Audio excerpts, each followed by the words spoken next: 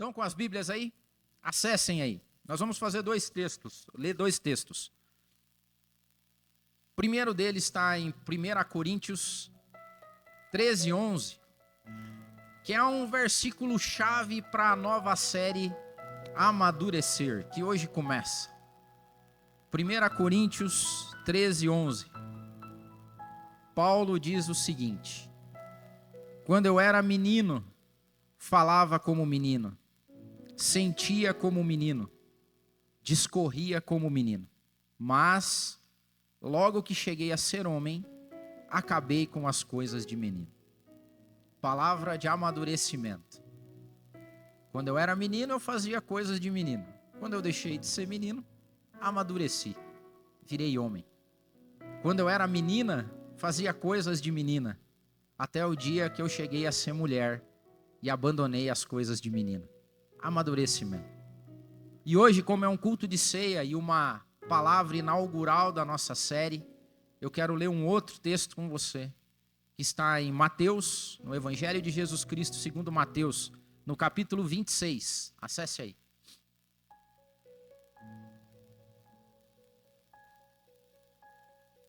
Mateus capítulo 26, vai lá no versículo 36.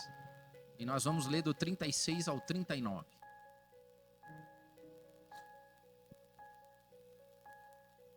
Mateus 26, 36. Então chegou Jesus com eles a um lugar chamado Getsêmani, e disse a seus discípulos: assentai-vos aqui, enquanto eu vou além orar. E levando consigo Pedro e os 2 filhos de Zebedeu, começou a entristecer-se e a angustiar-se muito. Então lhes disse: a minha alma está cheia de tristeza até a morte. Ficai aqui e velai comigo. E indo um pouco mais para adiante, prostrou-se sobre o seu rosto, orando e dizendo: meu Pai, se é possível, passa de mim este cálice. Todavia, não seja como eu quero, mas como tu queres. Fechando. Todavia, não seja como eu quero, mas como tu queres. Hoje nós damos início a uma série que durante alguns domingos nós vamos falar sobre amadurecimento. E a chave principal dessa série é a seguinte: grave isso. Isso aqui você tem que gravar e levar para você. Uma pessoa madura não é aquela pessoa que faz o que gosta, mas é aquela que faz o que é preciso ser feito. Uma pessoa madura não é aquela pessoa que faz unicamente o que gosta, mas é aquela pessoa que faz o que precisa ser feito. E é isso que reflete esse versículo do nosso Senhor e Salvador Jesus Cristo. Como a oração num vale, no Getsêmani, num vale de angústia e dor, ele não gostava do que estava pela frente. Não lhe parecia bom o que viria pela frente. Mas uma pessoa madura não faz o que gosta, ela faz o que precisa ser feito. E a primeira coisa que eu queria dizer para você é que envelhecer é obrigatório. Não tem como você escolher não ficar velho, você vai ficar. E está aqui uma pessoa que garante para você que você vai ficar velho. Porque ainda, embora a ciência esteja correndo de uma maneira louca, turbo, eles estão em nitro mesmo, para tentar segurar os sinais e o sistema e o processo de envelhecimento, ainda não conseguiram. Tem uma alternativa agora, que é harmonização facial. Que eu não sei se é melhor ou pior, mas pode ser uma alternativa, já que não corre tanto assim paralelo à parte sistêmica. Mas como é que a gente freia os avanços do envelhecimento? Não descobriram. Então o envelhecimento é obrigatório e você vai sentir ele. Você vai sentir ele no teu corpo. você vai sentir ele na sua mente, você vai sentir ele nas suas emoções, você vai sentir ele nos seus hormônios. Envelhecimento é obrigatório, mas amadurecimento é opcional. Se tornar uma pessoa madura, digna de nota, digna de ser seguida, digna de respeito, isso não é obrigatório, isso é opcional.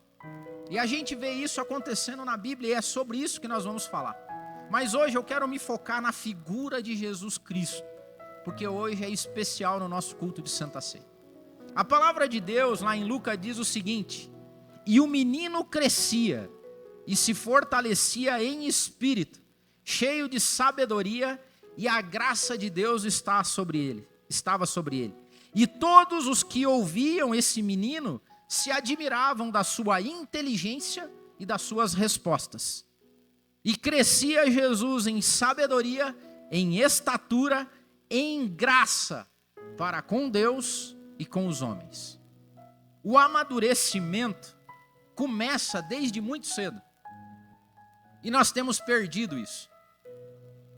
Porque já na tenridade dá para você começar a observar se uma criança está amadurecendo como devia. Porque pais têm responsabilidade sobre isso.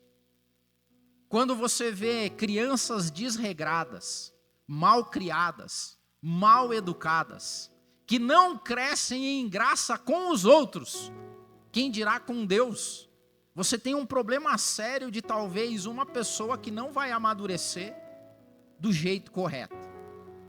Para amadurecer, você precisa crescer. E acima de tudo, você precisa aprender. Os judeus, eles eram muito preocupados com o crescimento e o amadurecimento dos seus filhos. É por isso que meninos, muito novos ainda, iam até o sacerdote para aprender a lei de Deus. E eles decoravam isso. E não eram adolescentes, eram crianças. Crianças. O amadurecimento tardio começa com pais que não se responsabilizam pelos seus filhos e olham para eles e os acham crianças eternas. Não foi assim com Jesus. Jesus, desde muito cedo, ele passou pelo crescimento e pelo aprendizado da palavra de Deus. Por que hoje nós temos pessoas imaturas ou que não crescem da forma que deveriam? Porque nós negamos aos nossos filhos o conhecimento da palavra de Deus. E eu louvo a Deus pelo nosso MAP Kids aqui, por todas as nossas voluntárias que se preocupam e cuidam para que os nossos filhos, ainda crianças, sejam inculcados com a palavra de Deus. Amadureçam a partir do princípio bíblico. Amadureçam a partir de uma regra, de uma lógica que explica o mundo para eles.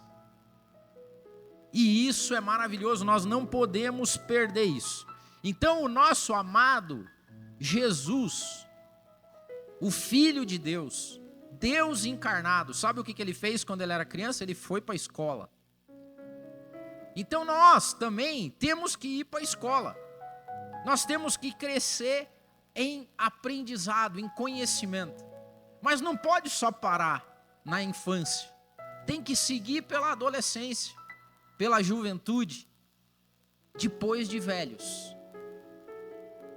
O judeu tinha a tradição oral, que era a grande forma de aprendizado que se tinha das crianças, dos jovens, que era contar histórias, que eram pais que sentavam com os filhos e contavam histórias para os filhos, eram os avós que sentavam com seus filhos e com seus netos e contavam as histórias a partir da lei de Deus.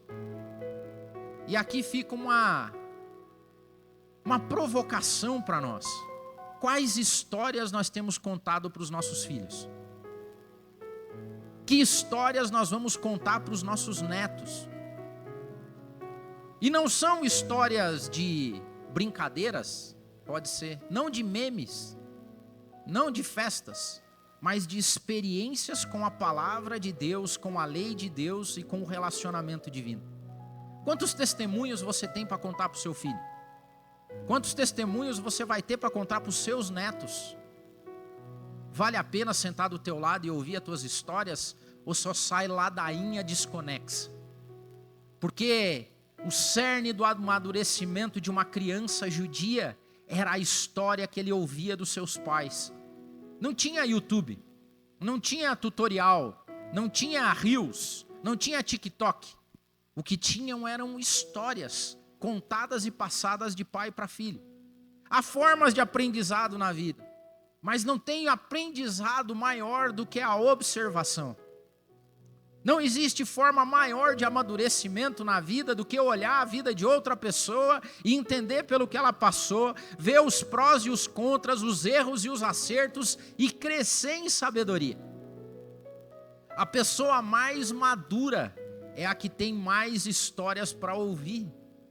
A pessoa mais madura pela ótica de Deus é aquela que ouviu mais testemunhos. E isso começa quando se é ainda criança. E Deus, na figura de Jesus Cristo, se fortalecia em espírito, cheio de sabedoria. Os nossos filhos são sábios? Porque tem uma diferença grande entre ser inteligente e ser sábio. Inteligente é aquela pessoa, e o teu filho que vai, tira notas altas, que não fica de recuperação, que sabe fazer conta de cabeça, que aprendeu a ler muito cedinho, inteligente, QI, coeficiente intelectual. Agora o sábio é aquela criança que quando vê os amiguinhos fazendo alguma coisa, fala assim, me parece que isso não está certo. Me parece que, ainda criancinha, que eu não vou fazer isso. Me parece que papai e mamãe não gostariam que eu fizesse isso. Jesus, nessa idade, era um menino que as pessoas olhavam e falavam assim, tem alguma coisa de diferente com esse moleque aí. Ele se comporta de um jeito diferente. Ele anda de um jeito diferente. Ele fala de um jeito diferente. Hoje, a gente se contagia com coisas que deveriam ser normais. Esses dias eu publiquei no meu Instagram um vídeo que me chamou a atenção e gerou um engajamento absurdo. 2 meninos, tarde da noite, adolescentes, andando de bicicleta, ninguém vendo. Um deles passa e bate num vaso que está na frente de uma loja. O vaso cai, sai rolando, distribuindo um monte de terra pela calçada. Os 2 meninos de bicicleta. Aí um deles para e fala, o que eu fiz? O que se espera de 2 meninos adolescentes, tarde da noite, ninguém vendo? Dá o vazare. E aí tinha uma câmera de segurança, mas eles não sabiam disso. E daí o menino que bateu no vaso fez o quê? Foi lá, levantou o vaso, pediu ajuda do outro, colocou o vaso no lugar, catou a terra com a mão, porque ele não tinha vassoura, ficou esfregando, colocou lá, tal. Cara, uma comoção. Engajamentos e compartilhamentos, que nossa, que maravilhoso. Olha só, que coisa incrível. O cara derrubou o vaso, colocou o vaso no lugar. Nós estamos nos espantando, como se questões de amadurecimento básicas, isso é pré-escola, fosse a pós-graduação do amadurecimento. Não era isso que acontecia com Jesus. Jesus, quando era menino, se sentou no meio de doutores, e eles olhavam para ele e falavam assim, não é possível que esse menino nessa idade tenha essas respostas. E aqui fica um conselho nosso pastoral. As conversas, a sabedoria e o amadurecimento de uma pessoa é revelado no jeito que ela conversa com as outras. É no jeito que ela é no trato. E não me levem a mal, esses dias a gente conversava, eu, Tico, Valmir, a gente falava assim, você já reparou que não dá para ter conversa de gente grande com algumas pessoas? A despeito da idade. Você não consegue ter um papo de gente grande. Você não consegue falar sobre coisas que elevem o seu coração e a sua alma, que te desafiem, que te constranjam, que te causam conflito construtivo. Por quê? Porque são pessoas envelhecidas na idade, mas nada maduras no trato. E não tem a ver com chatice, tem a ver com o que enche essas pessoas. Porque uma pessoa que é cheia e madura, como era o caso de Jesus Cristo, ele não deixou de ser menino, ele não deixou de ser o adolescente, ele não deixou de ser o jovenzinho, mas o que ele carregava por dentro dele saía na palavra, no jeito, na conversa. E às vezes você encontra pessoas que têm 50 anos de idade, 60 anos de idade, e você vai conversar com essa pessoa e você fala, ué, mas nós vamos ficar só nisso? É só nisso aqui que a gente vai ficar mesmo ou não? E às vezes você encontra jovens que te desafiam, que o jeito de falar e de ser traz consigo algo mais de amadurecimento. Então a primeira coisa que nós precisamos entender é que nós precisamos crescer em graça e conhecimento, assim como Jesus fez. E não há como fazer isso, a não ser conversar com gente boa. Não fuja do sábio. Não fuja daquele que pode te constranger a uma conversa de alto nível. Estude. Os meninos decoravam, seus 6, 7, 8 anos, eles decoravam o Pentateuco. Decoravam, gente. E desculpe, hoje a gente não consegue decorar uma frase, uma palavra. Meninos de 6, 7 anos decoravam o Pentateuco, os 5 primeiros livros da Bíblia. Eles falavam de cor. Por quê? Porque se dedicavam àquela questão. Se dedicavam. Era prioridade para eles. Aprendiam. Hoje nós estamos sendo bombardeados por coisas que jogam contra o nosso crescimento e o nosso amadurecimento. A gente não quer ter essas conversas. Você não quer ter pessoa madura do teu lado. Você quer ter aqueles que reforçam teus instintos mais primitivos da criança interior que existe em você. Você quer viver solto. Você quer jogar bola, 2 golzinhos na rua e não quer que te encha as paciências. Mas não foi o que aconteceu com Jesus. Não é o que deve acontecer com a gente. O amadurecimento e a sabedoria vêm de 2 formas. Ou você estuda, pede a Deus, ou você sofre com a vida. Só que o problema de quem deixa para amadurecer só com a vida é que quando fica velho, fica aquele ranzinza. E sabe por quê? Porque ele deixou a vida passar sem ele crescer, sem ele amadurecer. Daí quando ele é velho, ele olha para trás e vê que desperdiçou a vida. Daí fica chato, ranzinza. Ninguém gosta de ter essas pessoas por perto. Agora os maduros que viveram essa vida, quando chegam no final dela, são aqueles velhos e velhas carinhosos e legais que você gosta de ter por perto. Porque dá a impressão que daí a vida fica leve. Daí ele faz a piada. E do jeito gostoso. Não há como amadurecer se você não crescer em graça e em conhecimento. Algum tempo atrás eu fiz um experimento social. Eu cheguei e falei que vamos estudar um livro. Eu falei, me mandem os seus e-mails para a gente começar a estudar um livro. Foram poucos que me mandaram. E eu não falei mais nada. Ninguém me cobrou. Eu imagino que a galera deve ter também assim, ainda bem que o Del não cobrou. Porque eu mandei lá o meu nome, mas na verdade eu não queria muito. Vai que me cobra. Ninguém cobrou. Nós fugimos do conhecimento. Nós fugimos da graça. Quer ver outra coisa que denota amadurecimento? Trabalho. Del. Olha só. Marcos, capítulo 6. Jesus, por volta de 30 anos nessa passagem. A galera olha Jesus e fala o seguinte: não é esse o carpinteiro? Falar de novo. Marcos, capítulo 6, versículo 3. Esse menino que a gente viu aqui, conversando com os doutores, cheio de graça, conhecimento, Pentateuco na ponta da língua. E segundo dizem, Jesus na sua vida, citou quase todo o Antigo Testamento em suas passagens. Quase nenhuma referência ou livro do Antigo Testamento ficou sem, diretamente ou subliminarmente, ser tocado por Jesus Cristo. Esse menino, lá com seus 14 anos, some. A gente não ouve mais falar dele.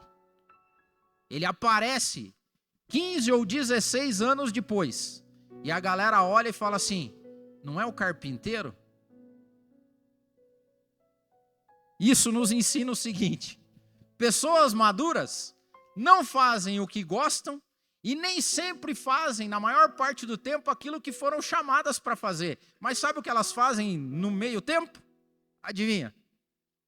Trabalham. A galera trabalha. Jesus trabalhou. Não é esse o carpinteiro, filho de Maria, irmão de Tiago, de José, de Judas e de Simão? Não é aquele que tem as irmãs dele que estavam aqui e agora estão se... O que deu nele? O que ele começou a fazer aí agora? E se escandalizavam porque viam um carpinteiro começando a fazer o que Jesus fazia. Dos 14 até os 30 anos de idade, a gente não dá conta de Jesus nas Escrituras. Mas o que Jesus estava fazendo? Trabalhando. É inconcebível que um menino não trabalhasse. E outra, era inconcebível que um menino não ajudasse o seu pai na vocação e no chamado profissional dele.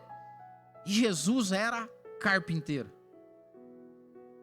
E você sabe, uma das coisas que eu notei aqui é: por que será que a gente não nota isso, né? Por que a Bíblia não fala disso? Por que a Bíblia tem esse vácuo na história de Jesus Cristo? Porque Jesus estava trabalhando, porque não era importante? Não, é porque isso é fava contada. Trabalhar faz parte do amadurecimento de qualquer pessoa e deveria fazer sem muito escarcéu, sem muita dificuldade. Nossos filhos não trabalham mais. Não, Adeus, não trabalham. Nossos filhos não trabalham. Nossos filhos estudam. Nossos filhos estudam para passar em faculdade, para passar em vestibular, para passar nisso, naquilo.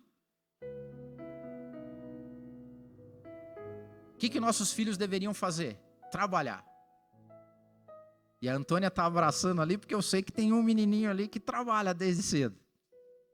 E é maravilhoso isso. E por que eu digo isso? Porque hoje nós temos dificuldades, famílias têm dificuldades de manter o seu lar por pessoas preguiçosas, por pessoas ensimesmadas que só querem fazer o que gostam. Quantas frases a gente ouve, né? Ah, mas eu acho que eu não gosto de fazer isso. Ah, isso aí eu acho que não é muito meu chamado. Ah, eu acho que Deus está me preparando para outra coisa. Na verdade, eu não tenho muita vocação, eu não gosto de fazer. Cara, isso é preguiça, velho. Desculpa, preguiça.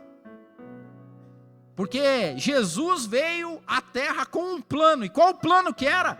Desculpa aí, mas era muito maior que o seu plano. O plano de Jesus era o plano de redenção da humanidade. O plano de Jesus Cristo era o plano de redenção do mundo. O plano de Jesus Cristo é o maior plano em curso na história do universo. E o que Jesus fazia antes disso? Trabalhava, meu amigo. Acordava cedo, o senhor José deveria falar: Jesus, vai lá e vê o que tem para entregar essa semana, quais são os jobs dessa semana. Jesus entrava no rolê e fazia tudo o que tinha que ser feito. Até o momento que Deus o chama para aquilo que ele deveria ser feito. Tem pessoas imaturas hoje que estão paradas na vida, cheias de preguiça, esperando o grande plano e o grande projeto divino que vai acontecer na sua vida. Vou dar uma dica para você. Enquanto isso não acontece, sabe o que você faz? Trabalhe. E trabalhe muito. E trabalhe bastante. Se dedique a alguma coisa, seja ela qual for. Mesmo que não seja o teu chamado, mesmo que não seja a sua vocação, porque Deus trabalha a partir do trabalho. Pessoas maduras trabalham. Eu trabalho em RH há anos. É fácil encontrar um trabalhador e encontrar um não trabalhador. O não trabalhador é aquele que só faz o que pedem ele. Se não pedir, ele não faz. Faz tudo meia boca. De vez em quando dá certo, às vezes não dá certo. Usa frases como: isso não é minha função, eu não sou pago para isso. Fica esperando louco o dia do pagamento. Falta sem dar notícia. Louco para acontecer um feriado, um atestado na vida dele, para ele não dar as caras. E é fácil encontrar o trabalhador. E não estou falando de pós-graduação, não estou falando de universidade, estou falando de maturidade. Porque você reconhece o trabalhador no contato com ele. Que é a pessoa que faz sem pedir para fazer, que entrega melhor do que recebeu, que não fica fazendo crítica ou pausa, linkando o salário e a função com o que ele está fazendo diariamente. E normalmente são essas pessoas que vão bem na vida, que evoluem, porque elas são maduras. Eu não sei como é que anda a tua vida de trabalho, mas eu vou dizer para você, a gente começou a viver pessoas loucas por emprego e que fogem de trabalho. Curiosamente, na minha trajetória, eu vejo sempre trabalhadores empregados. Agora eu vejo sempre pessoas atrás de emprego, nem sempre empregados. Trabalhador, ele vai dar um jeito. Você pode ficar sem emprego, mas o trabalhador nunca fica sem trabalho. Você já reparou, não? Porque o trabalhador, ele pode estar sem emprego. Daí ele fala assim: já que eu estou sem emprego, o que eu vou fazer? Trabalhar. Aí ele trabalha, ele limpa a casa, ele vê: já que eu estou sem emprego, vou aproveitar e vou dar uma melhorada nessa parede aqui. Já que eu estou sem trabalho, eu vou ajudar meu cunhado que está precisando. Já que eu estou sem emprego, eu vou fazer não sei quem para não sei quem. Logo, logo ele está empregado de novo. Agora o cara que está atrás de emprego e não quer trabalho, esse aí ele fica em casa chorando as patavinas da vida, fica: ó céus, ó dia, ó azar, ninguém me quer, ninguém me liga para oferecer emprego. Olha só, deveriam ligar. Tem uma palavra implícita aqui que é maravilhosa. Jesus trabalhou, cara. Eu fico imaginando, né? Jesus teria direito, vamos falar a verdade. Jesus podia olhar e falava assim: ô pai, daqui a uns 16 anos a barra vai pesar. Eu vou enfrentar uma cruz, vão me escarnecer. E eu sou filho do dono dessa empresa, eu sou herdeiro. Jesus podia pegar 16 anos de férias, não precisar estudar, porque ele é o dono da empresa mesmo. E ele já podia falar: pai, vai ser difícil, deixa eu aproveitar esse tantinho aqui. Aí depois, lá nos 30, tá beleza, a sucessão vai vir, eu vou entrar, faço o meu trabalho. Jesus podia ter fugido, não fugiu, trabalhou. Trabalho. Outro ponto: honrar e seguir a palavra de Deus. Pessoas maduras seguem ordens e não tem problema com isso. Jesus está na terra e uma das frases que Jesus mais usou: está escrito. Está escrito. Então é por isso que eu vou fazer. Eu listei aqui algumas coisas. Por que é tão difícil a gente ter unidade hoje em dia? Por que é tão difícil fazer com que pessoas caminhem em conformidade de opinião? Por que é difícil construir projetos que durem mais de 3 anos, 4 anos, 5 anos? Por que é difícil manter a comunhão entre as pessoas? Porque ninguém segue ordem mais. Porque é um tal do eu acho. Fala assim: não, então, mas eu acho que não deveria ser assim. Eu acho que não deveria ser montado desse jeito. Eu acho que a gente devia fazer diferente. Eu acho. Todo mundo acha alguma coisa. Com Jesus não teve eu acho. Jesus chegava para falar com a galera e falava assim: deixa eu falar, está escrito. E quem que escreveu? Meu pai. E dá para mudar? Não dá. Jesus, mas vamos fazer diferente. Eu acho que falou assim. Jesus falou assim: vai de trás de mim, Satanás. Por quê? Porque está escrito. Porque vocês não existiam, eu não existia como pessoa ainda aqui com vocês, mas já estava tudo escrito. E o que eu faço? Eu sigo as ordens do meu Pai. Está escrito. Honrar a palavra de Deus é sinal de maturidade. Quanto explica pastores têm que dar hoje, meu Deus do céu? A maior parte da vida de um pastor é dar explica porque está escrito. E aí a galera acha, né? Porque eu acho, porque eu entendo assim. Fala, meu querido, está escrito, velho. Daí o pessoal, quando fala que está escrito, fala, não, mas eu acho que a Bíblia não é a Bíblia. Então, paciência. Beleza, vai em outro lugar. Mas aqui, no MAP, a Bíblia é a nossa regra de fé e ordem. Então a gente segue ordem aqui. E o que a gente faz? O que está escrito. E é sinal de maturidade. E é por isso que as pessoas vão embora. Por quê? Porque a maior parte delas não aguenta a ordem. Fala assim, não vai rolar, meu querido. Mas por quê? Porque está escrito. Ah, não, mas eu acho. Fala assim, então, aqui a gente não caminha por achismos. A gente caminha pelo que está escrito. E está escrito.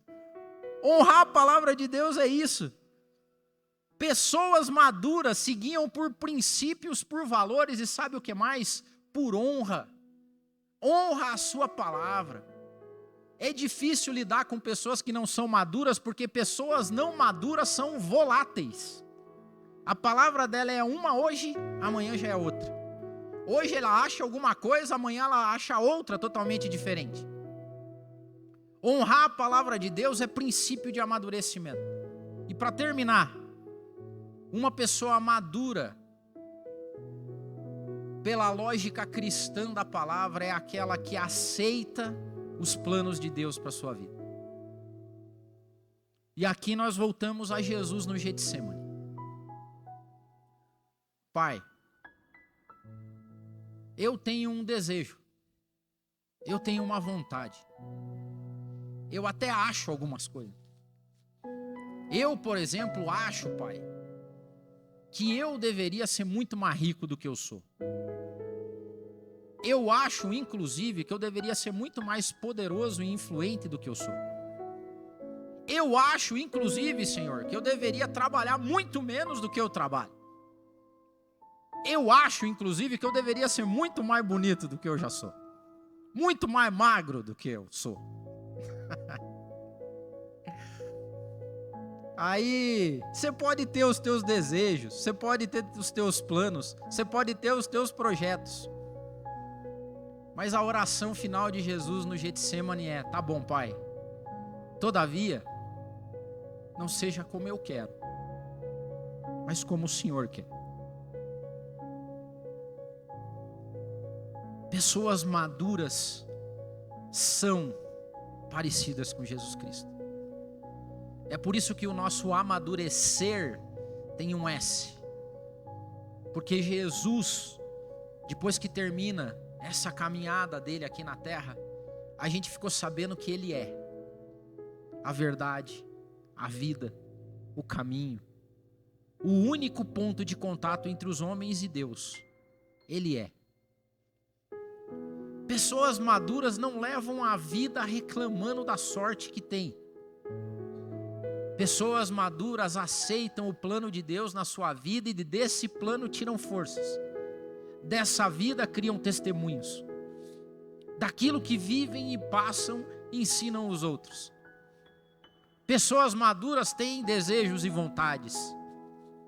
Têm planos, têm sonhos, têm projetos.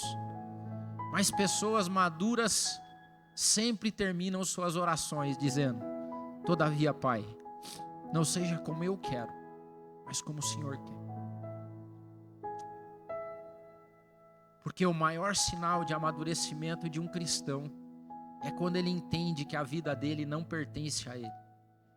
É quando ele entende que não é mais ele que vive, mas é outra pessoa que vive dentro dele. E só nessa hora ele consegue chegar talvez no caminho do amadurecimento e dizer, já não sou mais eu. Já não sou mais eu. Já não são mais os meus planos. Já não são mais os meus sonhos. Mas são os dele. Não é fácil. Não foi fácil para Jesus. A palavra que ele disse, a minha alma está triste a ponto de morte. Jesus vai para um jardim e soa gotas de sangue, mas não arredou um pé do plano que estava programado para ele. Pessoas maduras não fazem o que gostam. Pessoas maduras fazem o que é necessário ser feito. Se coloque em pé.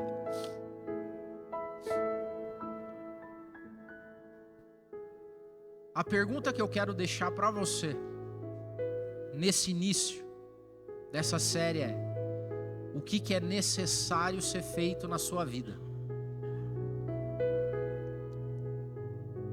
Você sabe o que é necessário ser feito na sua vida para que você avance como um cristão, uma cristã madura diante de Deus? É necessário pedir aquele perdão? Não é gostoso pedir perdão. Mas pessoas maduras não fazem apenas o que gostam. Fazem aquilo que é preciso ser feito.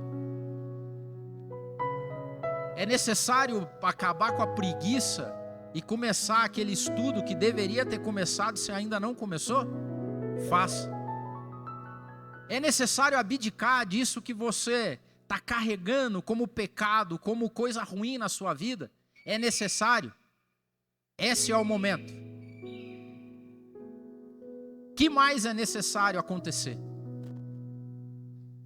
O que você detesta, mas sabe que tem que ser feito? Pessoas maduras não fazem o que gostam, fazem aquilo que é necessário ser feito. É necessário começar aquele tratamento que você está adiando? Faça. É necessário começar o projeto que você está procrastinando há tanto tempo? Pessoas maduras fazem. É necessário começar a trabalhar com lógica de trabalho e não de emprego? Faça. É necessário começar a instruir o teu filho, a tua filha nos caminhos de Deus e não deixar que ele se transforme num menino imaturo, numa menina imatura? Faça. É necessário trabalhar menos para cuidar da família que Deus te deu? Faça. É necessário abdicar de prazeres, de coisas que você gosta, para que a tua vida e a tua família floresça diante do Senhor? Faça, porque é isso que pessoas maduras fazem diante de Deus. E sabendo que não era fácil, Jesus deixou para nós o seu Espírito Santo. E é nele que nós confiamos para fazer aquilo que a gente não consegue. E hoje nós participamos de uma ceia, lembrando que Jesus não fez o que ele gostaria de ter feito. Ele fez o que era necessário ser feito, para que eu e você pudéssemos estar aqui hoje. Então hoje nós vamos falar aqui, abençoar esses elementos, para a glória de Deus. E ao participar desses elementos, o que nós esperamos? Que o amadurecimento, que o que Deus trouxe na figura de Jesus Cristo, seja refletido em nós também. Senhor, aqui estão o cálice representando o teu sangue, o pão representando o teu corpo que foi moído e partido por nós, Pai. O Senhor fez o que era necessário ser feito, cumpriu toda a sua trajetória, cresceu em graça e aprendizado, trabalhou, ó Pai, se dispôs a cumprir o seu plano, o plano do seu Pai, o plano de redenção das nossas vidas. E que nós, ó Pai, como comunidade, ao participarmos desse pão e desse cálice, o Senhor Espírito Santo também nos faça crescer, amadurecer. E eu te peço, ó Pai, encarecidamente, que olhos sejam abertos nessa manhã, e que os meus irmãos e irmãs que precisam fazer alguma coisa, mesmo que não gostem, saiam daqui com o objeto, com a vontade, com a firmeza, com a declaração de que a partir de hoje vão fazer o que precisa ser feito, para que a vida deles reflita a sua glória, para que a família e os filhos deles sejam tocados pela tua glória, Pai amado.